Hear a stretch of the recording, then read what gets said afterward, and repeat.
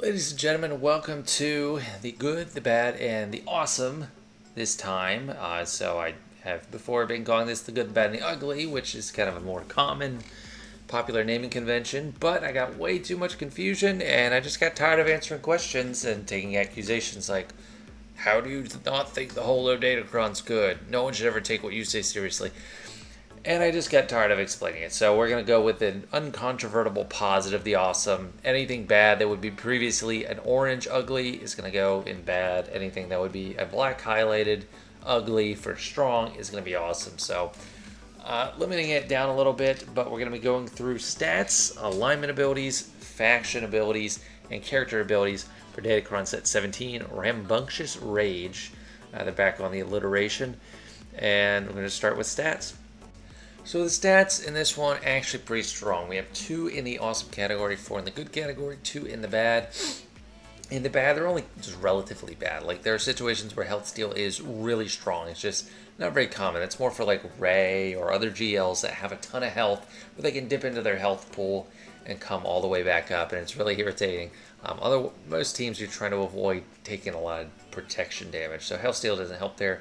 Resistance penetration, only like 25% of the attacks in this game are special damage, so it's just less applicable than armor penetration. But if you have a special damage team, like or a bunch of characters like a Darth Malgus team, that's a lot of special damage. Darth Revan, Bastila, they need resistance penetration, so if you need it, you need it.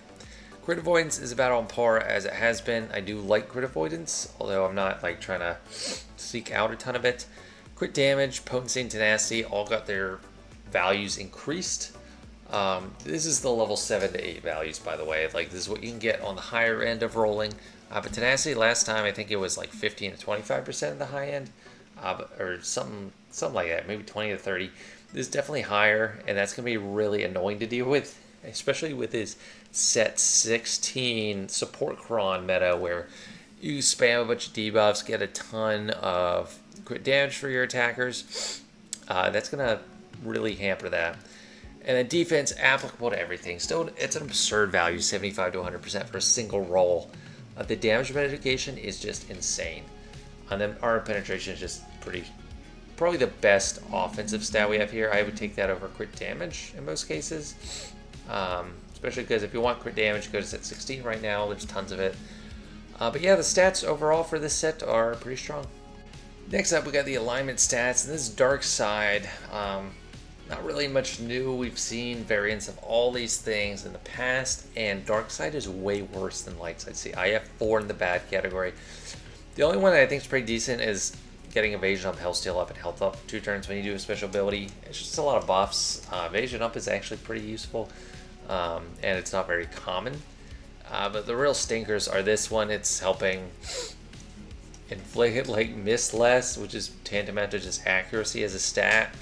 Doesn't really matter unless dodge is a stat, and it hasn't been in like a year and a half, almost 2 years. So not really making a lot of sense. The dispel, so there's 2 sides of it. If it works as written, it's terrible. If it works as it has been working, you know, in a bugged fashion, dispelling all the time, then it will be great. But as written, it's bad. Recovering from resisting a debuff, it's just not happening in the volume you're going to need it to for that to actually matter, and it's not in your control. And then 10% turn meter, whatever an ally or enemy is defeated. That's not that helpful. It's just not that many instances are actually coming up, so that's pretty bad. And yeah, that's it for Dark Side alignment. Light Side, we got the opposite. We have a lot of good abilities and only 1 bad. So the 1 bad is, even the bad one's better than the bad ones for the Dark Side. Whenever Light Side allies gain a buff, much more in your own control, cover health and protection. It's still too small, and we've had this a lot in the past, and it's never been really that applicable. But it's still better than the Dark Side stuff. We got the speed up on basic, very universally applicable. Everyone wants some speed. Tank revive, this time it's light side. We also have a dark side tank revive. 50% turn meter also in the previous set, so we're going to have both the light side and dark side special ability, 50% turn meter. And then the extra offense and speed as people start dying. So this is going to be better on teams where you're expecting people to die and come back. Like maybe Ray got Ben dying, coming back. But yeah, they're all pretty good. I'm not going to worry too much about re-rolling. If I get a light side Quran, I'm going to stick with it and just level it up. Dark side, it's like, it's either you're screwed or you're getting a good thing either way. So I wouldn't even recommend re-rolling these too much. Because if you want a dark side set or faction bonus, you're stuck with dark side anyway. And then if you get a light side, you just stick with a good one. All right, that's it for factions. And when I said factions, I meant alignments, because we're moving on into the first faction abilities, Rogue One. They used to have a different emblem. It was like Scarif or something. But we got 1 bad, 1 awesome, and 3 good ones. So kind of hard to go wrong. This one, when allies are revived, get some protection, turn meter, reduce cooldowns. Not impactful enough. You don't want them to be dead. The awesome, and we only really got 1 Rogue One team. I think you're probably going to be, well, it could be either the Radis team or probably a Mon Mothma team. It's going to be Mon Mothma with Pow. I mean, Pow is Rogue One, so that's going to be, we're getting there. At the start of the battle, this one is crazy. At the start of the battle, Rogue One allies gain 100% max health and protection, 60% office, and 20 speed. And then Jyn Erso assists whenever a Rogue One ally uses an ability. So any ability. I think it means an ability on their turn. Because if you have a mass assist,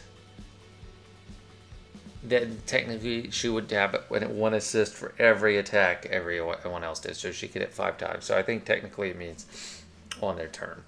Or like once per turn or some kind of limitation. Well, as Rogue One at the start of the battle, so only Admiral Radis team. Whenever an enemy attacks out of turn, expose them. So even more exposes. All Rogue One allies gain speed up and recover health and protection. So that's gonna be really good. I don't know how much Rogue One's gonna punch up after this, but definitely the target. You only really need 2 of these. I mean, pick one for this one for Radis team, and then probably this damage reduction. Well, or the defeating an enemy take a bonus turn. Probably get that one for Mon Mothma. Blinded is decent. It's okay. But these 2 are really good. I mean, how many times have we seen the damage reduction above 50% turn meter? It's just really strong. Especially on, like, if you have a Mon Mothma team, anyone that you have from Rogue One is going to be pretty unassailable, and that's going to be Pow. But the bonus turn is also pretty good because he's going to be a machine gun of mass destruction, as we'll see later. But that's it for Rogue One. Next up, we got Nightsisters, also more limited on how many teams you have, but for Wales, they're going to have Morgan Elsbeth. There's 2 ugly ones. So the simpler one is basically Amplify Agony, but it's 10%. So think of it like Amplify Agony, but it's like a blue plus a green or something like that. It's really strong. So that has really high potential, especially on either a standard, just either team, a standard Talzin led, you got Marin, or with new Morgan Elsbeth and I don't know, whatever they have, those Night Trooper, Death Trooper Peridia, it's going to be crazy. So that's still really strong. The other one, the wordy one, this is probably going to be better. When you inflict defense down, reduce max protection. The only defense down is Asajj. In the Nightsister faction is Asajj and Morgan. So either way, you're probably going to have it applicable one way or another. And then whenever a Nightsister ally gains Force Stealth, they gain turn meter and crit damage stacking until the end of the encounter. So that will stack up quite a while. Think of all the stealth from Marin. If you're using Spirit, you're getting more Foresight. Otherwise, not too much, but it's going to keep going. Think of the potential for Java. Let me take it down. I don't know. Whenever an enemy attacks out of turn, you got protection, recovery, gain retribution, and turn meter. So a lot of defensive stuff there as well. So it's got a pretty decent package. Very well-rounded offense, defense, response. It's going to be good. The bad one, again, some temporary offense. Good one, we got this damage reduction 75%, and this is also a second one. This seems nice in theory, riposte, but there are not many assists on the Nightsister team unless they're dead. They like come back from the dead and assist, and that's not going to be most of the time. I think Death Trooper, Peridia, and Night Trooper have more assist potential with Imperial Remnant team, but there's also Imperial Remnant Kron, so we'll see. But Nightsister, pretty solid, just a couple teams for it, but yeah, that's it for this one. Next up, we got Jedi again. So we had Jedi pretty recently. We're already getting it again. One awesome one that I think is probably going to be the sole target that everyone should try to get for all their Jedi teams. Whenever Jedi ally uses a special ability, they stun for 1 turn. Can't be evaded or resisted. So we haven't seen this ability since set 1, I believe, and that was with Galactic Republic. It's great. So definitely a priority to get. This buff, giving 10% turn meter, it's okay. Maybe it could come in handy if you have like a buff at the very beginning of the battle and it gives you like the edge to go first. Otherwise, I'm still going with the stun. And then this is kind of an exception for me because it's like the wordy one isn't really impressing me. This is like the novelty and it's not that crazy. Jedi gain 1 stack of Retaliate at the end of their turn at the beginning. And it's just reflecting damage. It's going to be nice for defense. Like, if you think you're setting a team and you know people are going to be able to get the initiative and prevent them from taking any turns, this is probably going to steal some banners. So I'd say if it's more defensive, not really get you over the finish line on offense for anything. And then the crappy ones, the chance to dispel when you have more debuffs, that's just low probability, low value, just very selective. And then this one seems like it has potential, but whenever Jedi ally stuns an enemy, they can speed up an offense up for 2 turns and inflict expose. There's some nice buffs, and expose is okay, but it's just too situational. This one is the way to go in pretty much every case. And then we got Imperial Remnant abilities. None of them are bad. They're all good. So I'll start with the good and go to the awesome. This is the bonus turn for falling below 100% health. Been around a few times. Very nice on defense. You can't completely steamroll a team. They're going to get bonus turns and really hit you hard. So that's a strong defensive ability.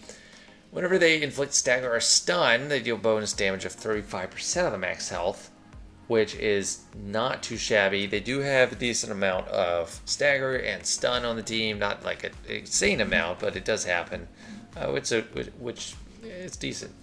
Not my choice, though.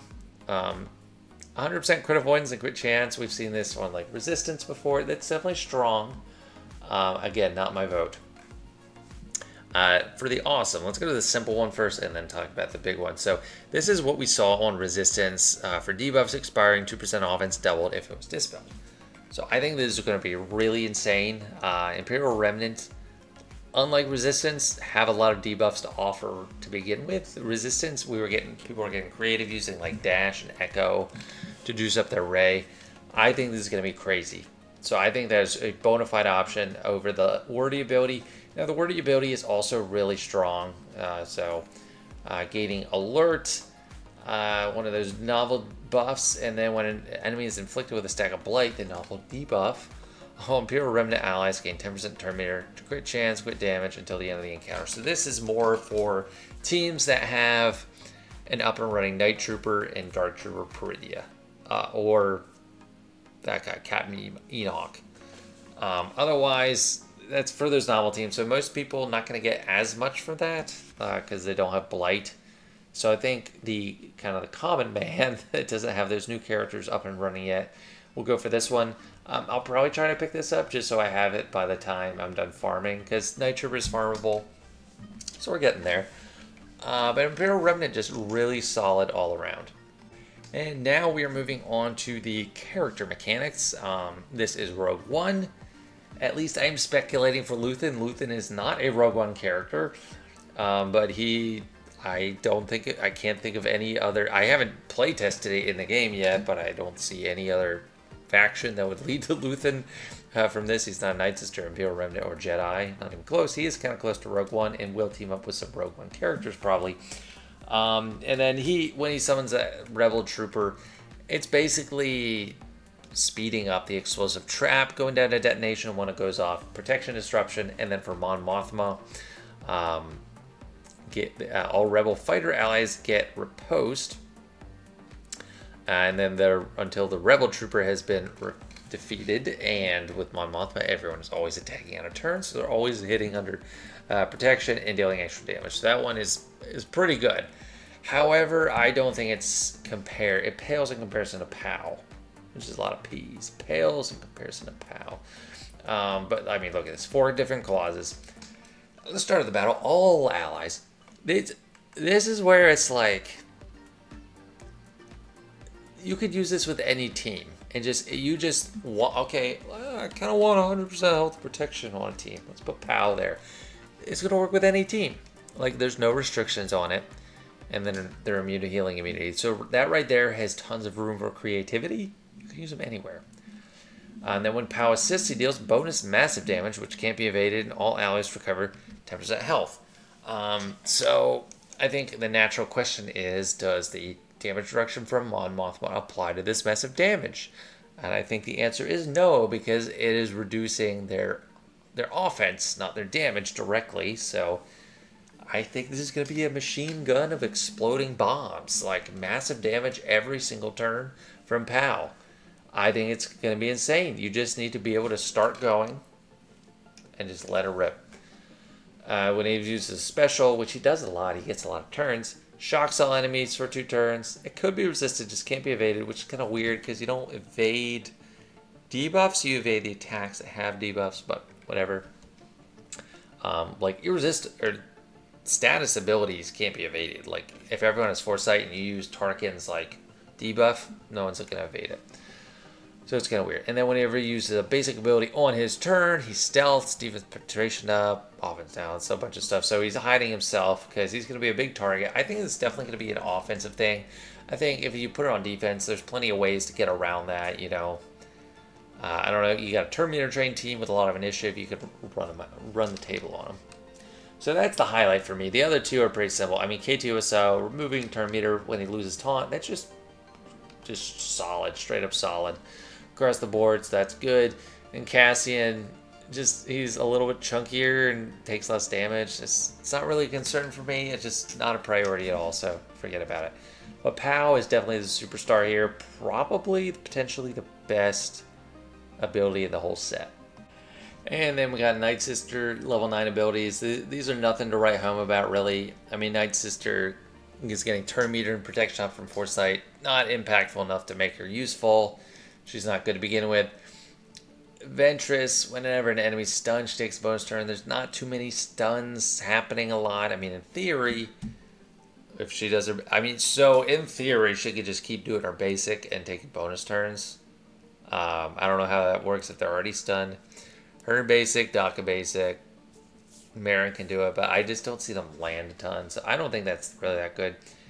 I mean, it's fine if that's what you get. You know, I'm Nightsister Zombie, that's fine. But Zombie, I think, is probably the best one. Zombie is most common to any Nightsister comp. Gains defense, stacks up potentially infinitely, gives out offense and tenacity after 2 turns, inflicts healing immunity and buff immunity for 2 turns. On all enemies, when she's defeated, she gets defeated a lot. So I think it's just really good stuff that cycles. It's not awesome, but it's good. Morgan Elsbeth assisting with doing more damage. It's just nice to have if you have her, but it's not like crazy. This is like Captain Tarples from the Gungan Quran. But yeah, there's nothing too special in this one. I go for Zombie. I mean, I don't have Morgan, probably won't. Might not even have her by the end of the set, but then I guess Zombie or Asajj, but definitely Zombie priority.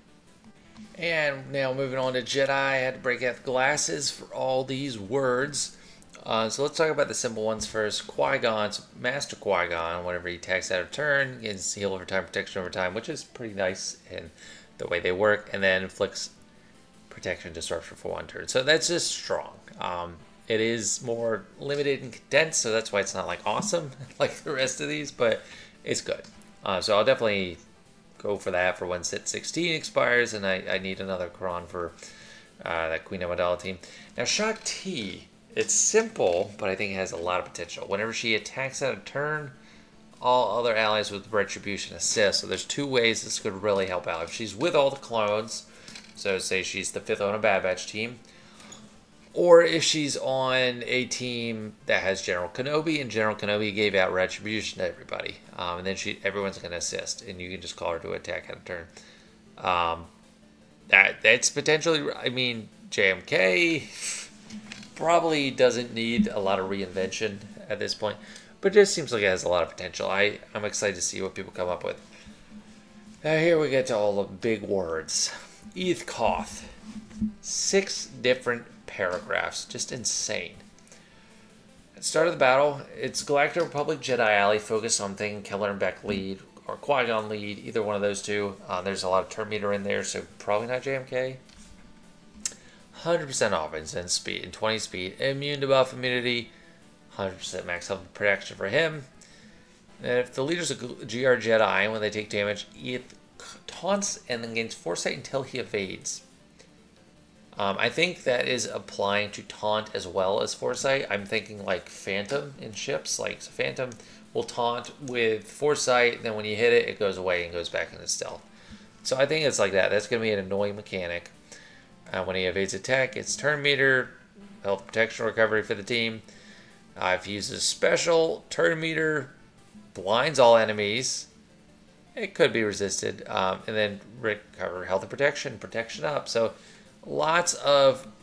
I just scrolled through the whole presentation there real fast accidentally. So a lot of survivability there. He uses basic. He dazes them.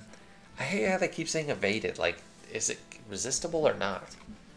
And then whenever they gain foresight, turn meter, health and protection. So I think there's potential for like turn meter loops here with Mace.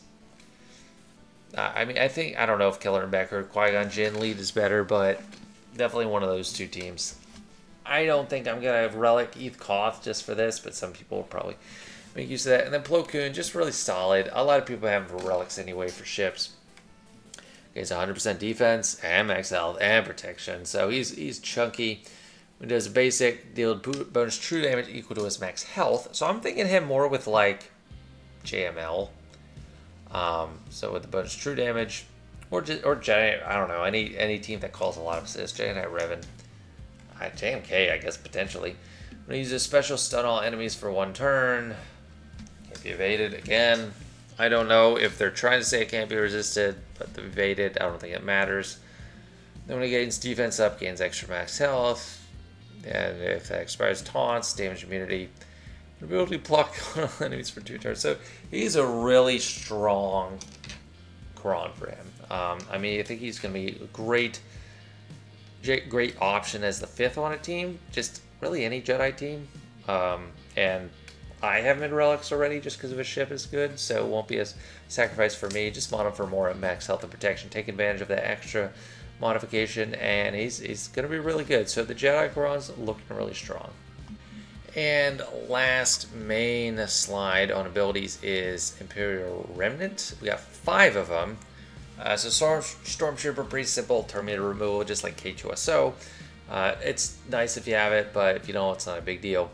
Captain Enoch, if he's in the leader slot, all other IR allies are immune to critical hits until he's defeated, and then he's got extra max health and protection. If he's critically hit, tanks taunt for 1 turn. So he juices up the team a lot defensively until he's dead, and then it's a lot harder to get to him. So it's solid. I think there's plenty of ways around it. Ignoring taunt, just rolling over the tanks if you can, but it's going to be pretty tough.